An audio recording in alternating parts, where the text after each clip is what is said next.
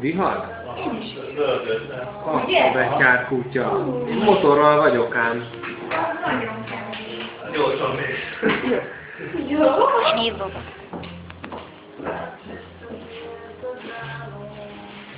Gyorsan még akkor nem álltok meg? Álltok, hogy elhogy is. Ha? Később felszállsz a buszra, esetleg az a megoldásra. A motor meg is Nem, ez már. Nem, Ez az én műsorom.